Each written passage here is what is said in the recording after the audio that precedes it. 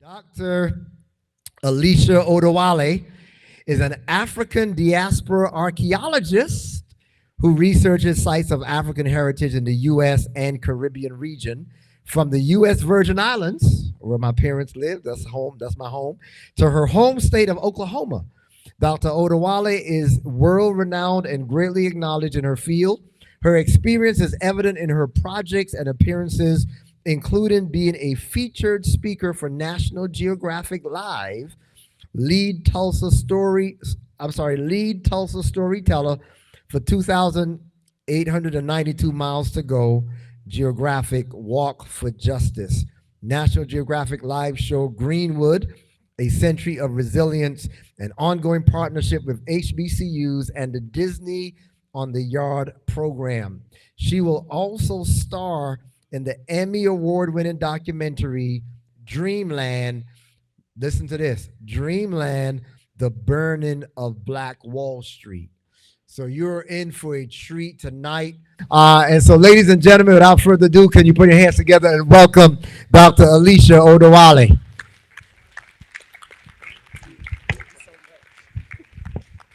So they're pulling up my slides, but the first thing we're actually going to do is do a reading. So as a moment of silence, we're going to read from a text called The Events of a Tulsa Disaster. This was published in 1923 by Mary Jones Parrish. And whenever she published this was the first time we ever saw in writing accounts from survivors in 1923. So we're going to read, and this is a trigger warning because it is pretty graphic what is being described, but this is an account from a survivor themselves. One of the most horrible scenes of race hatred and mob violence that history has ever recorded on the face of the globe occurred at Tulsa, Oklahoma on the night of Tuesday, May 31st, and morning of Wednesday, June 1st, 1921. All night long, they could be heard firing from both sides as the whites gathered more than 5,000 men to make an early attack on the Negro section in the morning. At the signal of the whistle, more than a dozen airplanes went up and began to drop turpentine balls upon the Negro residences.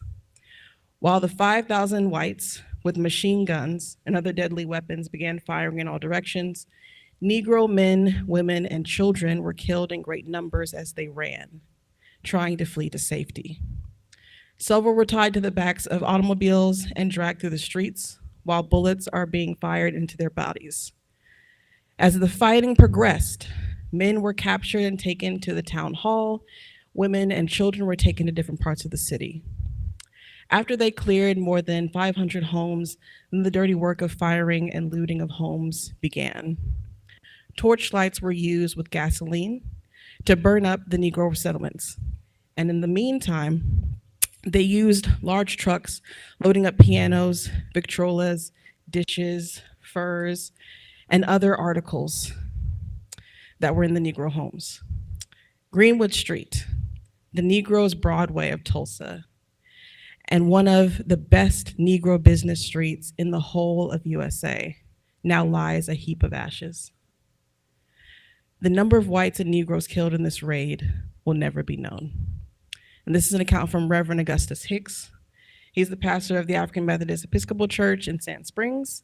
And this is, like I said, is part of just one narrative that was published in Mary Jones Parrish's book. So I'm giving you this to, one, centralize us, but to also make sure that the first voices that you hear are not mine, but from the people who survived this event.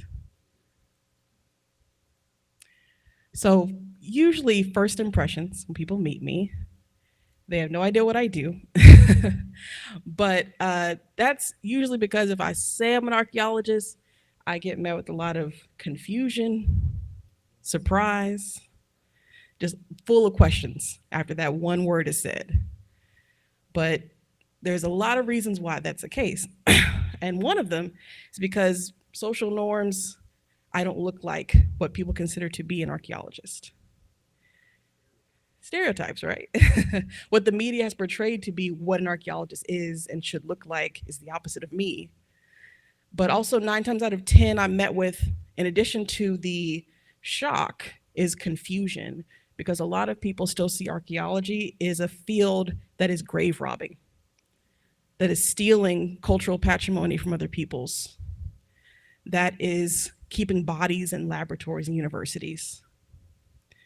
And that's a legacy we can't really escape from, and we should still reconcile with. We're still reconciling with.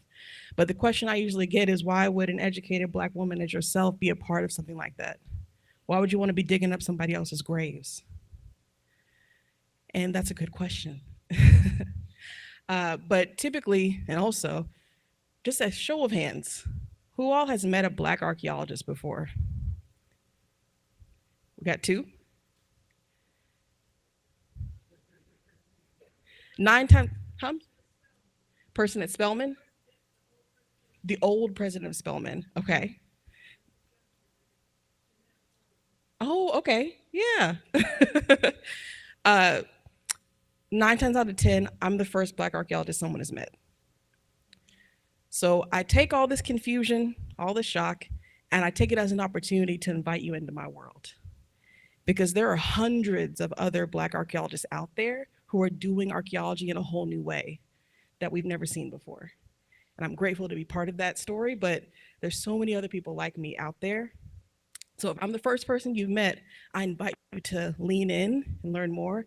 There's a whole organization called the Society for Black Archaeologists that are out here. It started in 2011 with just 2 undergraduate students who decided they wanted to do something to connect with other archaeologists like them, and created a whole organization that is now an international organization. We now have a whole 501c3, and we are growing, continuing to grow. But I should say, even with all this growth and progress, Black archaeologists in this country represent less than 1% of all the archaeologists in this country.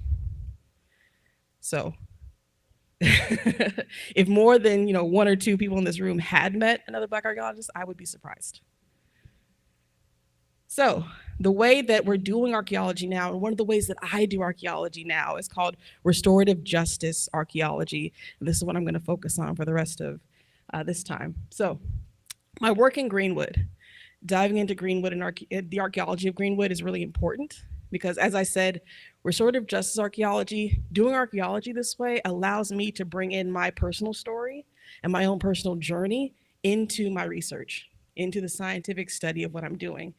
And before I started this work, I was told that to do good archaeology, you got to separate everything about your personal self and just do completely objective scientific research. Right, which is nonsense, yes. How do you completely separate who you are as a person from the work that you do? It's impossible. But that's what I was told. Leave being a Black woman at the door, leave your heritage at the door, leave all your history at the door, and to do good work, you need to be completely devoid of all of these biases.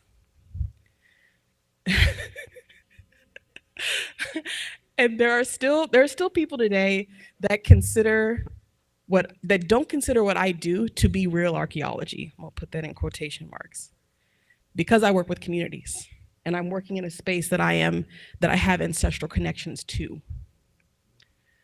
So before I actually started this work in Greenwood, I didn't know I was a descendant. The only thing I knew about my family is that my mama is from Tuskegee, Alabama. My daddy's from Cleveland, Tennessee. That was the extent of my knowledge.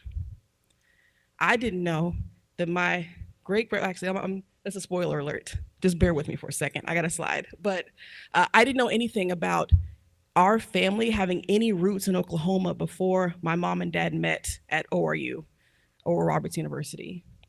So doing this work has not only led to me finding out more about my own history, my own ancestry, but it's also led to more of my students, more of my community members being able to dive in to their own history and reclaim the narrative and reclaim their own story. So I'm calling out a few people on this slide. One of them is Cecilia Palmer, and I'm calling her out specifically because she was 2 years old in 1921 when the Tulsa Race Massacre happened, but she survived, thankfully. And she applied to a school, and it was time to go to college. She applied to go to the University of Tulsa, and she was denied because of her race. So she then went to Langston, got her wonderful degree in Langston, and then came back to TU and became the first Black faculty member on that campus. And her footsteps led to me being a faculty member at the University of Tulsa as the first Black person in my department teaching in anthropology. So if it wasn't for a survivor, I would never have had the first job that I had in teaching. I would never have had the degree that I had, getting a PhD from the University of Tulsa, had it not been for a survivor.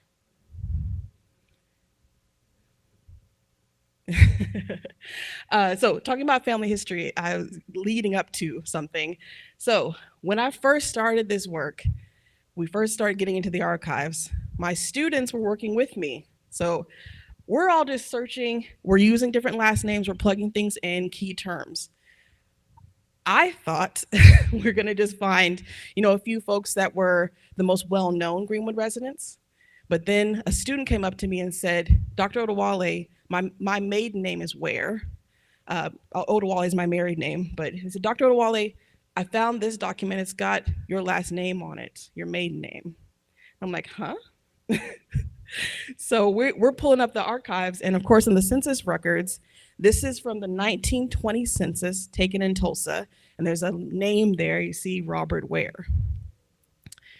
He's 12 years old at the time the census is taken, and he's living in Tulsa with his grandparents, Polly and Aaron Curtis. Now I'd seen the name Curtis before, so I was already like, huh? But then when you scroll over all the way, you can see his birthplace is Tennessee. Exactly what I said.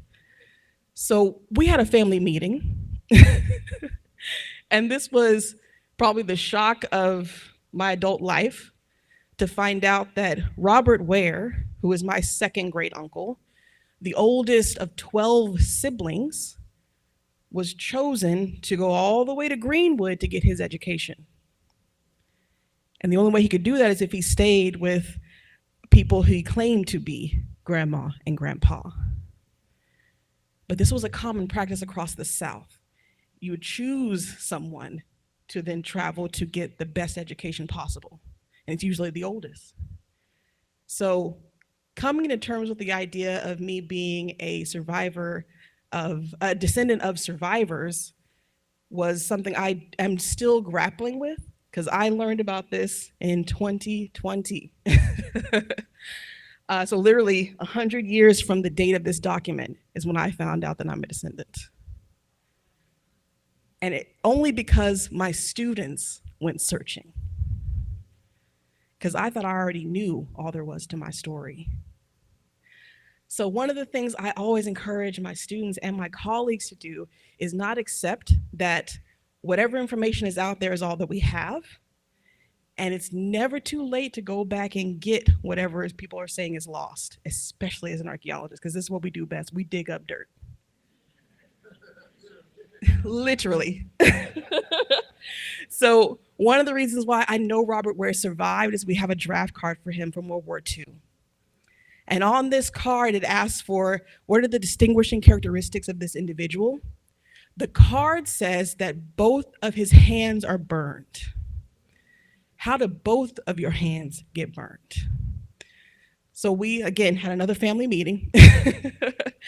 And according to my grandmother, she thinks that in trying to save Polly and Aaron Curtis, both of his hands are burned in the process.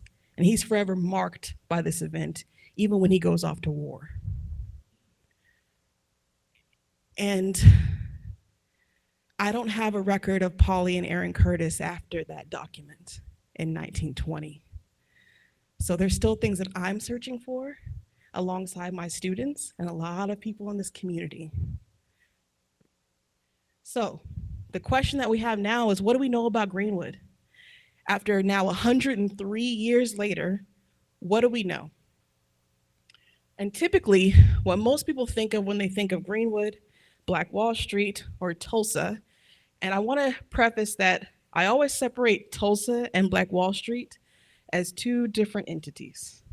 Usually people use the term Tulsa's Black Wall Street. I don't use that term because historically, Greenwood is an all-Black town. Tulsa is a sundown town. They're living next to each other, separated by a railroad track, which is what a lot of Black towns were. So to say that it's all one city and Tulsa's Black Wall Street, Tulsa's never owned us and never will. But we have to be able to understand that history to know why we phrase things a certain way. But typically, all that people know about Tulsa or Greenwood is the massacre. And images like this come up, where you have a lot of buildings on fire, buildings and structures on fire, and even this famous image of the Dreamland Theater, in shambles, in ruins. But what they don't know is that even these archival photos are a record of violence, not just in that they are depicting buildings and structures on fire, but why these photos were taken and who is taking them. So if you understand that the most used image in the Tulsa Historical Society's whole collections is this one, the very center one that says, "Running the Negro Out of Tulsa," that's etched onto the original of the photograph. So if you think about it, the people who are taking these pictures are most often the ones who are perpetrating the violence. And they're taking these pictures as what we call lynch trophies. They're taking them to further propagate, distribute, and sell that trauma. That central image is one of 16 that were turned into postcards and then mailed across the country in the aftermath of the 1921 Tulsa Race Massacre. And you can still find these postcards today circulating around.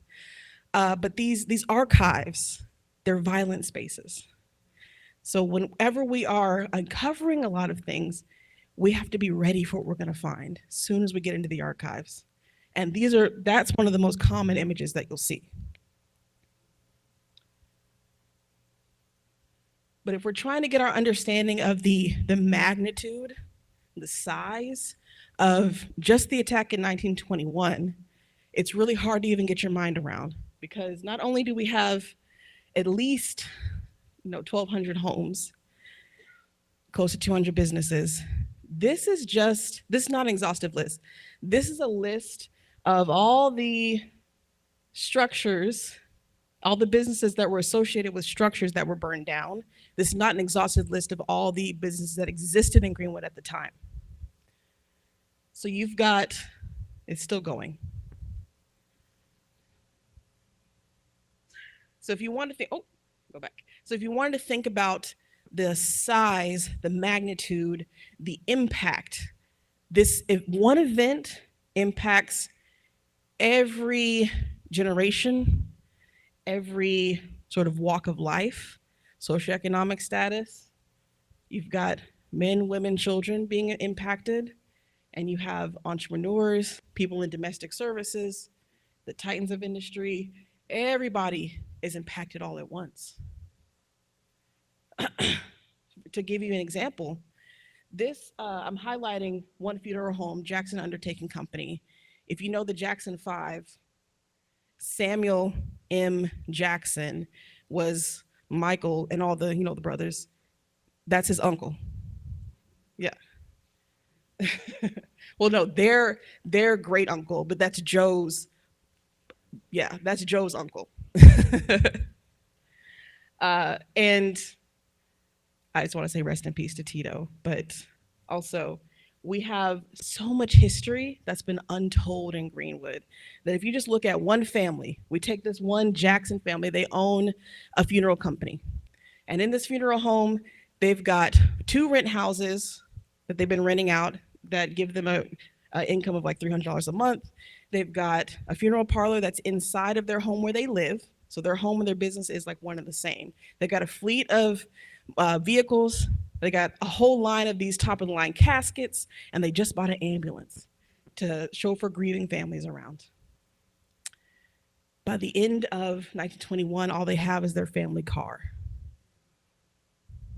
And yet, they still stay, especially S.M. Jackson. He stays to care for those murder victims out of the back of a white mortician's shop because white morticians refused to touch Black bodies at this time.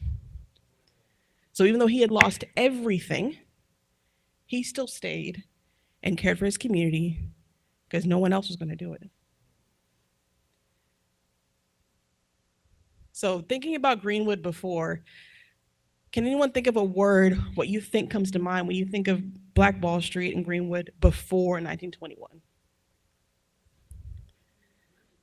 Money, flourishing, thriving, class, power, prosperity. Okay, yes. These are a lot of words that I hear often. And this is kind of the picture of Greenwood that everyone has in their minds with these sprawling mansions. Everyone's got fancy cars. We have airplanes. We have all this stuff. Everyone's a titan of industry. Everyone's wealthy in Black Wall Street. Yeah. So this is the narrative. And yes, this is part of Greenwood's legacy, but it's not complete. It's not a complete picture of what Greenwood is and was. So I want to give you another picture. This is Emma Buckner. She's sitting in her seamstress shop. She's made every dress that's in this photo. She's running a business. There are many women who ran businesses in Greenwood. And she might not be owning a plane, but she's part of that same Black Wall Street legacy. And so everyone in Black Wall Street wasn't wealthy. What made it this Black Mecca is that the color of your skin didn't limit your potential to become a millionaire here. So what about Greenwood in the aftermath? What words come to mind when you think of Greenwood after 1921? Poverty, trauma, murder, genocide, a lot of words. Racism, injustice, destroyed. Okay, let's start with that one. So pretty much people's idea of Greenwood is kind of frozen in place in 1921. The idea that Greenwood was destroyed, and that's the end of the story, that's the period. And this is probably the most overlooked part of our history, is what happens from 1921 to today. What happens in that 100-year story? Because a lot of people think Greenwood is still just ashes. But in the hours and days after 1921, after the first attack in 1921, we have people that are living in tents. So basically, close to 10,000 people are made homeless overnight, and they're forced to live in tents. And they're living in tents, actually, hold on, let me back up. In the hours, the city's placed under martial law. And within hours, Black people, men, women, and children are rounded up, as you heard in the Reverend Hicks' testimony, are rounded up and taken to different parts of the city. They are in internment camps. And they are not allowed to leave the camp unless a white person comes and vouches for you. That's the only way to get out of the camp. So they're also being forced to labor and work to clean up what was just done to them. And the only way to move around, there's a curfew. So even if you have someone that'll vouch for you, you can go back to what used to be your home and you're still cleaning things up. You have to have a little card on you that at all times says you're part of this camp, kind of like freedom papers. And if you come to Tulsa today, we still have those cards that are in the museum to show you what people had to carry around with them. But that's within the hours. So after the camp has been dissolved, everyone can go back to some place to call something home. They're moved into these tents by the Red Cross, and they're in these tents for months. So well into the winter of 1921, people are living in these tents. And then they get upgraded to these wood slant houses that you see in the photo there. The only way they're able to actually rebuild their homes is these two gentlemen right here. That's B.C. Franklin and I.H. Spears. They are both attorneys in Greenwood at the time. And their law office is destroyed, but they are fighting from this tent against the city trying to rezone the entire district to be a commercial property to prevent people from rebuilding their homes. Because if they don't make it a residential space anymore, there's no way y'all can rebuild. So because they fought from this tent and won, Greenwood was able to be rebuilt. So one of the things that we see as archaeologists in the aftermath when we're looking over this 100-year span is that when they rebuild, they build it back bigger and stronger, and they build in coalitions together. So this is one structure, to give you an example. You can see some of the like rebar and stuff in front of it, because this is a rebuilding picture. This is called the Phillips Building.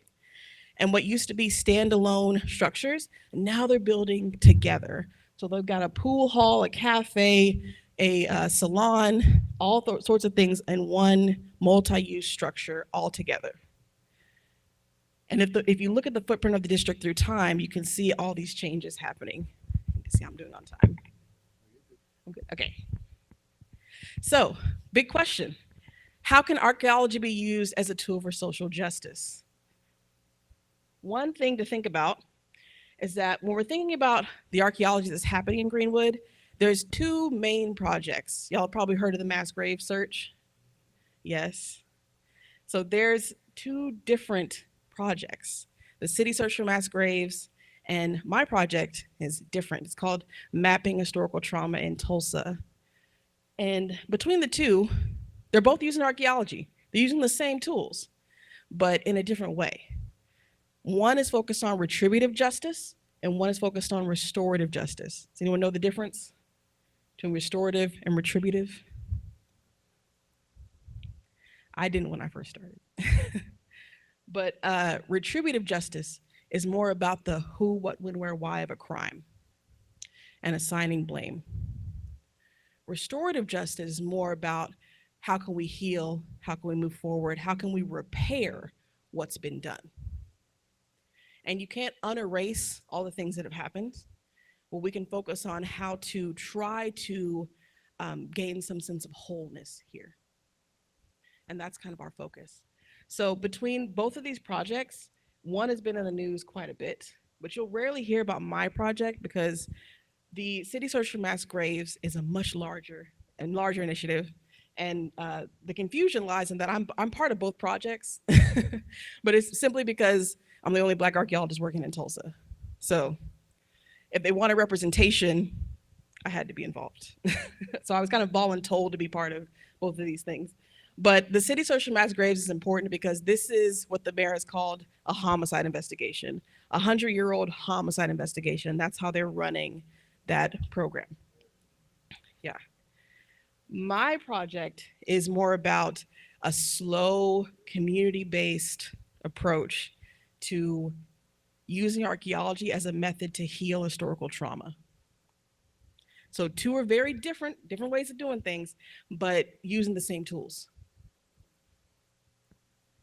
So this is a photo of myself and my colleague. We're the co-directors of the Mapping Historical Trauma in Tulsa project. We look very different. But we both went to the same high school, years apart. Graduates of Booker T. Washington High School in Tulsa, Oklahoma. And this was the first time we had an opportunity to come home and do work in our own city. He's been working primarily in Peru, doing archaeology in Peru. I've been, as you heard, doing work in the Caribbean.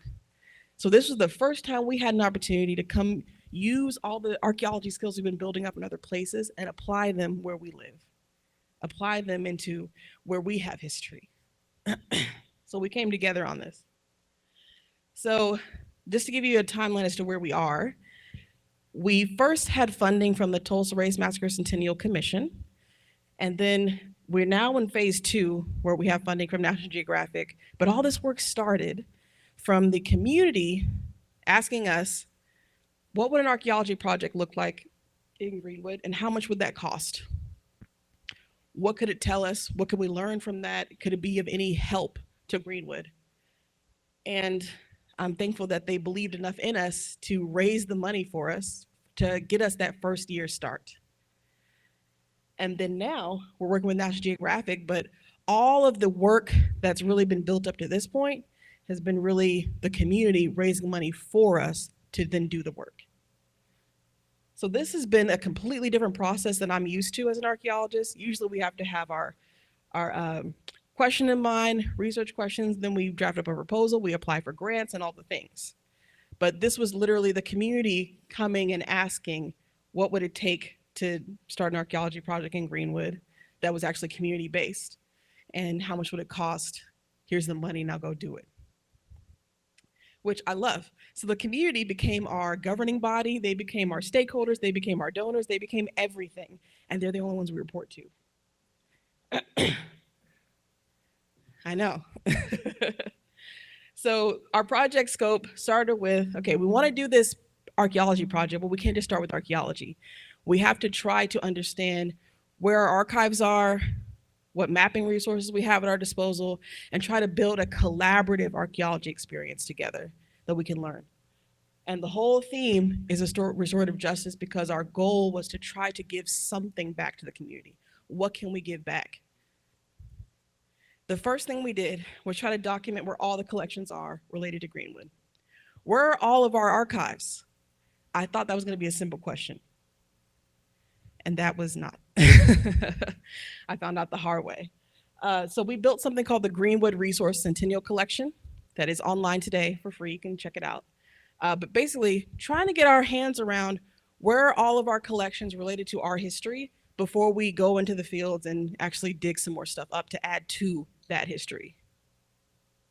The next thing we did was try to map the footprint of the historic Greenwood district through time, how it changes, how it reverberates, how it grows and shrinks. How do we get from the 42 blocks that we had to begin with in 1911 to a little triangle that we've got left today next to a highway? How does that happen? We got to map it to actually tell that story and visualize that story. And then next, we wanted to develop what's called critical sites of memory and focus our archaeology around signs of life. And this is in direct complement to the search for mass graves, because that archaeology focus is about finding sites of death. That is the mission. Our focus was to try to find out, what if we could centralize our efforts to focus on the built environment of Greenwood, what they built, what's left behind of those buildings, and what is actually left behind to showcase the survivance, the resilience, the overcoming in this story. So we focus on signs of life. And the critical sites of memory, this is important because one of the big problems that we have in Greenwood is that the story of our history will change depending on who's telling it, especially if you're outside the community and you're retelling. But in trying to remain that locus of control locally, we're focused on critical sites of memory to be able to serve as anchor points in the story that don't change no matter who's telling it. And that is usually with landmarks, but it can work in many other ways. So the last thing and the overarching goal of our whole project was to create what's called meaningful communities of practice. And what that means is that you have communities that are empowered to tell their own stories. They know where to go to get access to their own history. They know how to draw meaning from the artifacts, from the archives, from every other tool at their disposal without someone from the outside coming to tell what these things mean. They're in the driver's seat of their own storytelling. And then the knowledge that's gained from all of this, all these new resources will be passed down from generation to generation. And that's how communities of practice work. So, where should restorative justice archaeology start? Where do you all think? Guess. I hear mumbling. Oh, Akila.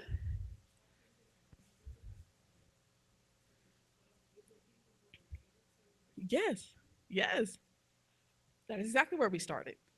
It's almost like you were here when I made these slides. So hosting listening sessions where we started, and starting with our community members, which did include descendants, but also included people around the Tulsa area, just come together and talk to us. But of course, I'm a firm believer, if you don't ask anyone for anything, unless you have something to give them. So we hosted a session where we had, of course, free food and dinner, but also a way to engage with other projects that were going on at the same time. There was a Greenwood art project. There was a documentary that's being made. So if you want to hear about any of these things, come out and hear about this. And also we'll talk about some archaeology. So one of the things we asked them was, if we could do archaeology in Greenwood, what would you want it to do? How would it help Greenwood? Not just doing archaeology for archaeology's sake. And also, what are you tired of hearing about? What are you tired of people getting wrong about Greenwood? So you can imagine a lot of things came to the surface. A lot of questions came to the surface. So we looked for the things that archaeology would be best suited to address. And there's a lot of questions on there that we may never know, such as the extent to which the city orchestrated the whole thing. Can we find evidence of Greenwood being bombed from the air? Because fact, Tulsa is actually the first American city to be bombed from the air. This is 20 years before Pearl Harbor. Can we find evidence of that? So what we decided to do was go through all the questions and then pick out the ones we thought we could actually address in the limited time that we had, limited budget that we had to do it. So we picked trying to understand what has survived. What has survived from historic Greenwood to today, and what are the connections between the past and present landscape? How can we fill in those gaps?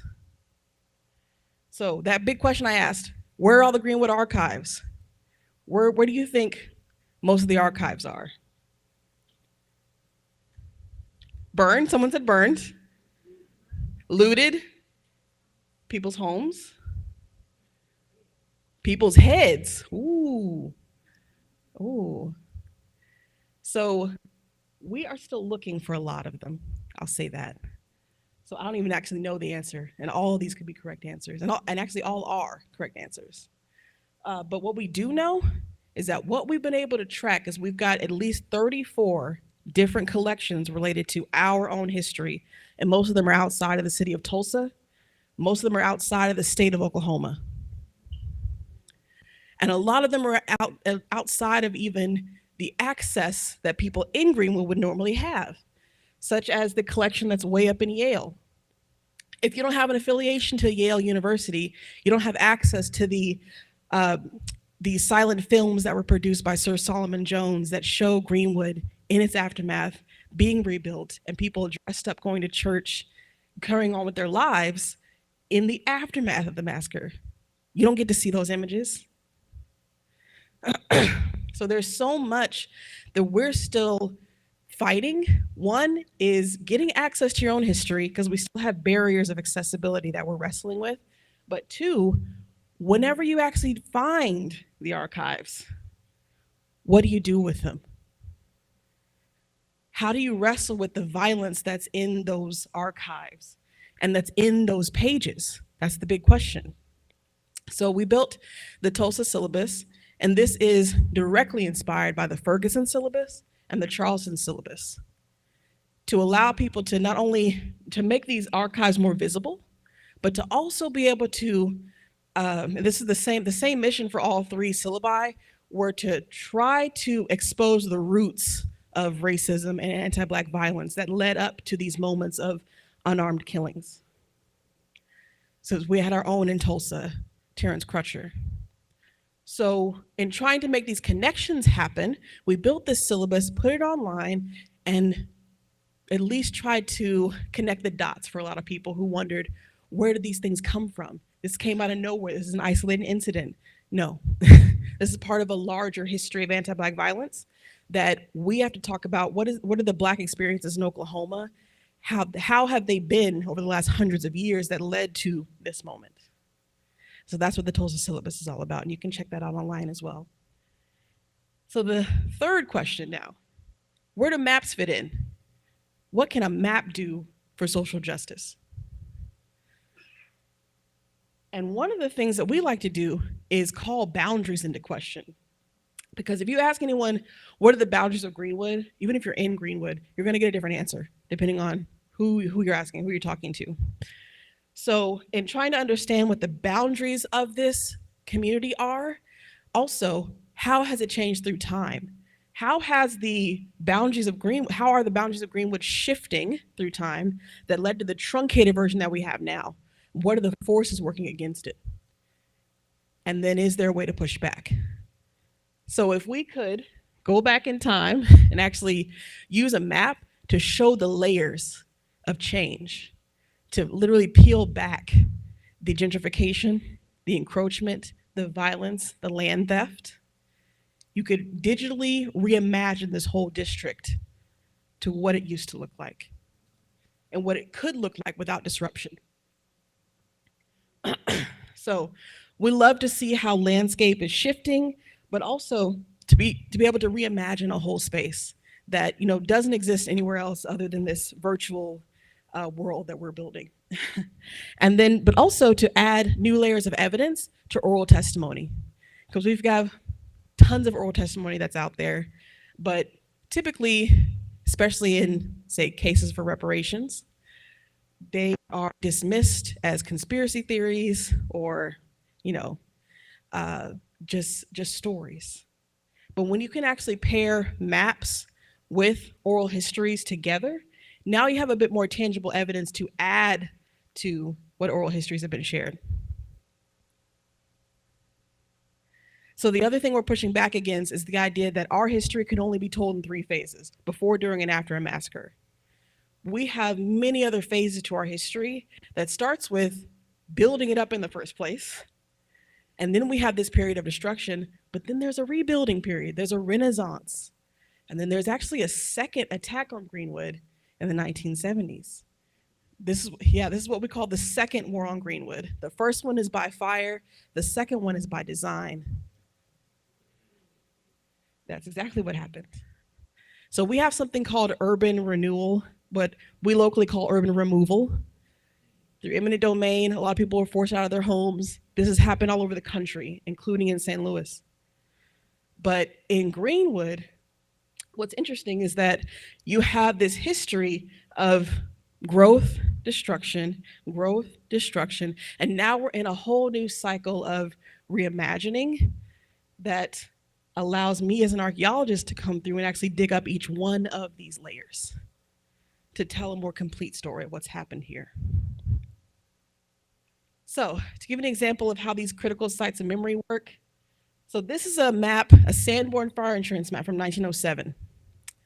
One of the narratives at the time in the 1920s in Tulsa was that Greenwood is this den of sin and iniquity. This is during the age of Prohibition.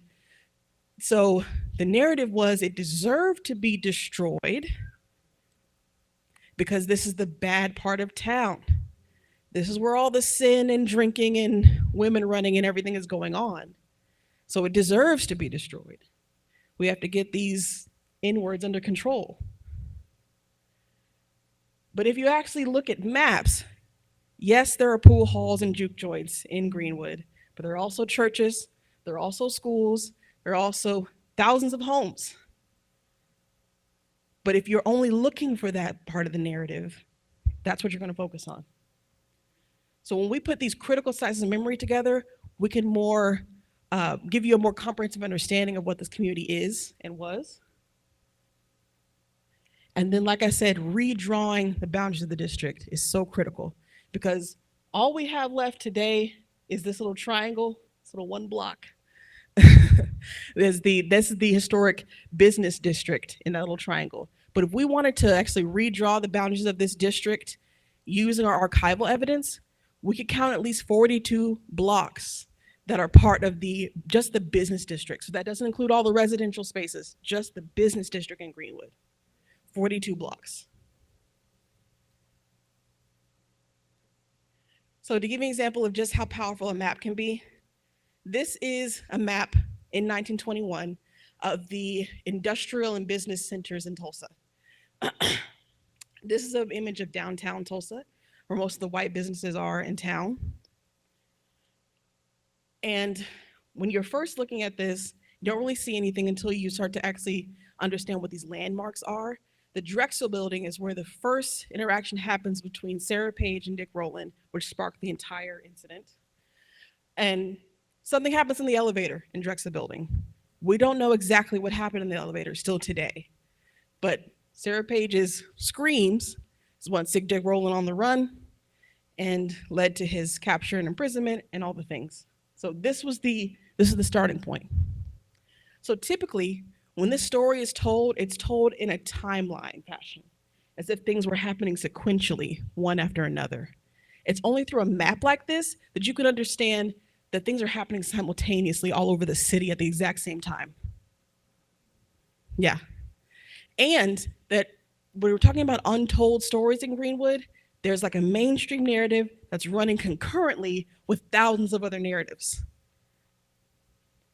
So the next thing that happens is that Dick Rowland is imprisoned in the courthouse. He's moved to the top floor of the courthouse to prevent his, basically for his safety, but that's all in quotation marks. Then there's a break-in in the armory.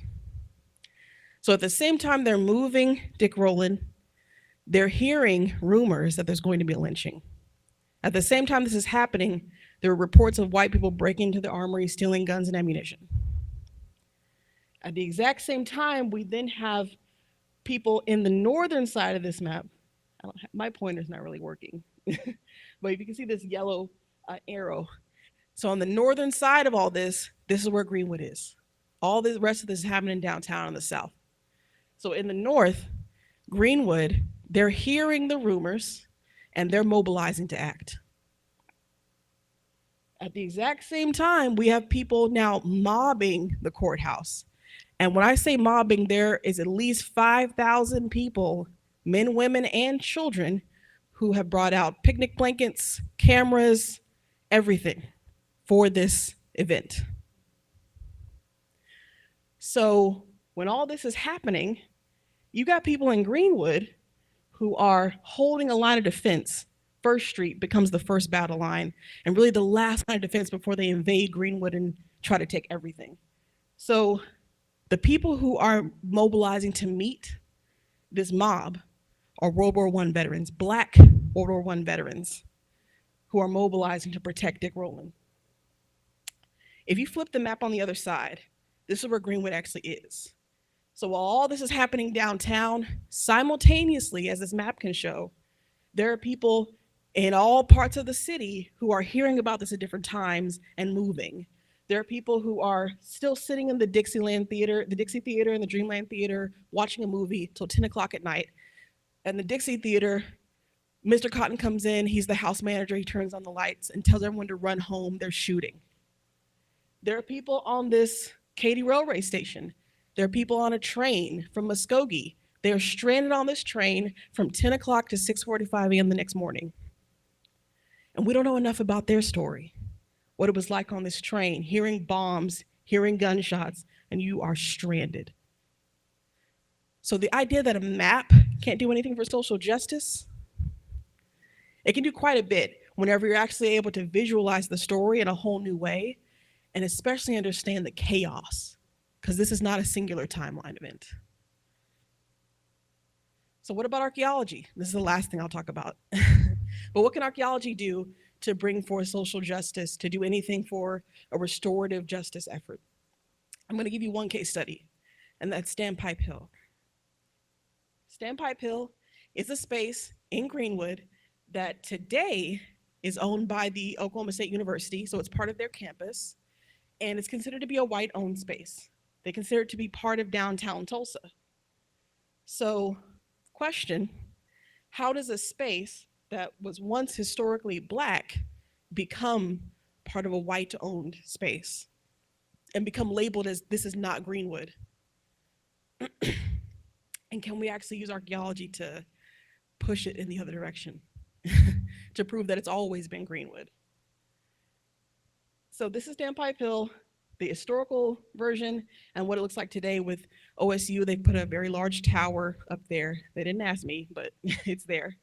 So the question is Standpipe Hill, the only thing we knew about Standpipe Hill before we started this work was that Standpipe Hill is where historically people, specifically the Oklahoma National Guard, they perched machine guns on top of the hill during the massacre, and they were shooting into the crowd, shooting into Mount Zion Baptist Church as people are fleeing. Yeah, so that's the only thing I knew about Standpipe Hill, is that this is a site of violence. But could we use archaeology to expand the story, to reframe the narrative towards social justice? So is this a site of violence? Is this a site of Black wealth? Because this is also where the most affluent members of Greenwood are living. They're living on top of this hill. So you've got the lawyers, the doctors, the principals, all the bigwigs are living on top of this hill. And physically, if you ever go to Tulsa and you go to Standpipe Hill, I would encourage you to actually take that walk up, because it is steep and it is high, and you are physically looking down on the rest of downtown Tulsa when you're up there. So until you actually understand the geographic landscape and the drastic elevation differences, to physically have to look up every day and see this Black city on a hill thriving, whew, I can't imagine the anger, the vitriol that was just bubbling in them. But this is a site of violence. This is also a space of wealth. And now, again, we're still trying to reframe this narrative of being a white-owned part of downtown, or is this a Black space? So let's talk about it. So one thing we know, just this from the archive specifically. So what we knew going in before any archaeology is done, we got at least 30 residences on the hill. We have evidence of 30 residences. No, there's no houses on the hill today, but there are at least 30 residences on the hill from archives. And then we know that there's a church on this hill on the northern side. So there's a church, there are affluent homes, there's also a school at the base of this hill. So you have a lot going on in this really critical boundary marker in Greenwood. So when we started doing the archaeology, we took a bunch of students out there, and shout out to these students, because this was year one. So all these students were volunteers in the hot sun in Oklahoma in June, walking up a very steep hill every single day, up and down, up and down. So by the end of this field school, though, we were able to say a few things. One, we had been able to mark the whole hill with transects. So these are the little lines you're seeing on the map. And you'll never guess what we found after we were walking up and down this hill for a while. So these are the actual artifact finds, all these little dots. And we were told we wouldn't find anything here because OSU has heavily terraced this space. It's been heavily bulldozed. Yeah. So we were told we wouldn't find anything. Anything from 1921 is long gone. Like, there's no reason to even look up there. But we did anyway. And when we did, we found a ton of things. Now, what's cool about this is that these artifacts are around the same, actually, let me back up. Around the same places where we have trees. Trees are a beautiful thing because whenever they are planted, their roots are looking for water. Whenever they're looking for water, they're pushing whatever's around it up to the surface. And are really helpful for me because I don't even have to dig at this point. The trees are pulling it out of the ground for me. So all we did was walk across the landscape and do what we call a surface survey, going through and just seeing what's on the surface of the landscape. And everywhere we had a tree, we found artifacts. Yeah. So it gets even better. So this is what's called an artifact heat map. And in this heat map, you can see the greatest density, the greatest concentration of artifacts are coming from this northwest corner. Now watch this. When we overlay that on top of those same Sanborn fire insurance maps I told you about from 1915, we can see the building footprints overlap with where we found artifacts and where these trees are planted. But it goes even deeper than that. What kind of trees are these? That was my question. So I brought in some arborists, because I'm not a tree expert. So I brought in some arborists to tell us what kind of trees are these, what species, and how old are they? And what they told me is that these trees, and I should say this is unique because these trees are growing in a square shape. That's not natural. So they're growing in a square shape around a structure that no longer exists. But they are holding space for that structure that's no longer visible above the surface. So they're growing around it, basically protecting this structure on this hill. And what kind of trees these are is really important. These are hackberry trees. And with hackberry trees, whenever there's a forest fire or a canopy clearing or something, they're often the first ones to grow back. And when they grow back with, oh, I would love some water. Hold on, y'all.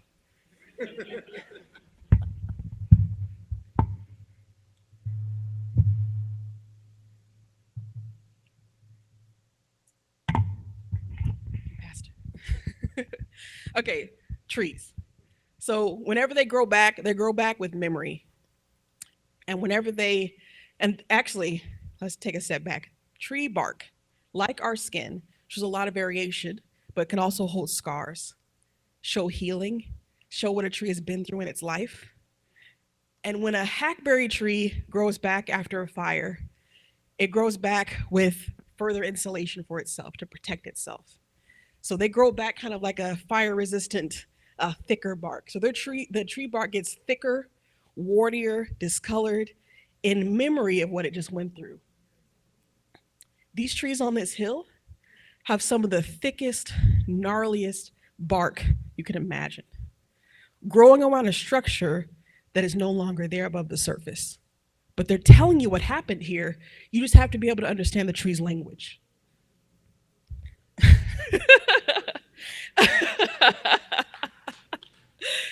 So when I talk about artifacts, the archives, the trees, and the landscape itself, all of it is bearing witness to Greenwood's resilience, that we're still here, we've never left, and has survived for over 100 years.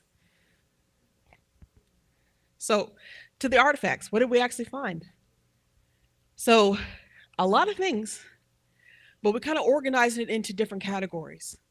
One of the categories we looked for evidence of burning. So any evidence of burning we found, we made note of. So the picture in the top center is some really twisted glass that showed a lot of evidence of burning. But we also looked for children. Where are children in this story? Because unfortunately, what the artifacts tell us is that you do have a whole neighborhood, but you have children, the evidence of children and their toys being left behind next to bullets, barbed wire, knife fragments, and this is all overlaid together in the same areas. That tells you a story of this neighborhood and what they've survived. The other thing we found are these bricks. And while bricks seem commonplace to most of us, these bricks are incredibly important because, again, going back to the oral narratives, oral histories have shared from survivors that in the aftermath, they're being blocked from getting access to brick and lumber locally. So again, people dismiss that as just stories until we started finding bricks in the artifacts that were actually stamped from other places. St. Louis, Coffeyville, Kansas, Richmond, Fulton, Missouri, all over the place. When there's a brick plant across the street from where this site is. The only way that happens is if you are being blocked from getting access to that locally. And we can actually prove it in the artifacts. So it gives us another way of getting leverage, another way of adding to our testimonies that we can't get any other way. And they won't believe us any other way. And then there are things that we found unexpectedly. Because again, we were told, one, we wouldn't find anything, which we're done with that. But two, you're not gonna find anything that predates 1921. The destruction of 1921 was so complete, you're not gonna find anything that predates that point. But then we found this penny that says 1912. So I'm done listening to what people say I'm not gonna do, I'm not gonna find, and just letting the artifacts speak for themselves. Because there's obviously something else going on here that I didn't plan for. So we're gonna pull it all together. The things that we know about Standpipe Hill today that we can say is that yes, this is a site of violence. This is a site of a lot of destruction, but this is also a space of religious observance. We know there's a church on the hill. This is a space of affluence. This is a space where a lot of the people are getting their natural resources to water from this space. And this is a site of education and retreat. in both during the massacre and after, people are running to this hill to look for their lost loved ones because it's a central landmark that they could go to as a vantage point, but also a space of collection and remembrance, and that now we have, one, an active archaeological site up there, but two, EJI came, the Equal Justice Initiative came and actually took samples of soil from this space to add to their map of racial terror, but also their soil jars they're collecting from all of the lynching sites in America, because they see this as a public lynching, even though it happened on a mass scale. So there's many other social justice projects going on in Tulsa. I'm just telling you about what we're up to. But if you're curious, there's a lot going on in the historic preservation space. Some street names have been changed. One particular one used to be called Brady Street. Tate Brady is one of Tulsa's, I don't want to call him a founder, but an important person in Tulsa. He's also a Klansman. So whenever this street is named after him and people have to drive up and down Brady Street, they're reminded of this man's individual and his legacy. They finally renamed it to Reconciliation Way. But that took a lot of pushback and lobbying, and you can just imagine. So changing street names is important, but they're also trying to get the whole district to be listed on the National Register of Historic Places at the district level. We have a few structures that are on the National Register right now, but not for the district. We still have a lot to cover. But the artifacts could help bring leverage to that case as well. And then there are things going on in the classroom. So there's a lot of laws that prevent us teaching about this, but one of my colleagues invented something called Black History Saturdays, where we get together once a month and talk about Black history outside of any formalized school setting. Yes, and thank you. I can't take credit for that. Christy Williams is the director and founder for that program, but she invited me in to talk about archaeology. So I talked to the kids about archaeology and how it can be used as a tool to understand Black history, and I love it. So also our partnership with National Geographic is helpful, but I think the real impact is that our next step after we are done processing all the artifacts is to make them more accessible, more visible. We're going to be putting things online and hopefully organizing some local exhibits in Greenwood so people can have access to these objects in addition to more of the archives. So if you're curious about any more readings, these are some that I would recommend that are from local Black authors. And this is not just for Tulsa, so this is about Black heritage in Oklahoma. So you could dive into that if you wanted to. Because currently, I'd say most of the books that are written about Tulsa and Greenwood are from white, non-local authors. So if we're trying to reverse that trend, these are the ones I would pull, like elevate.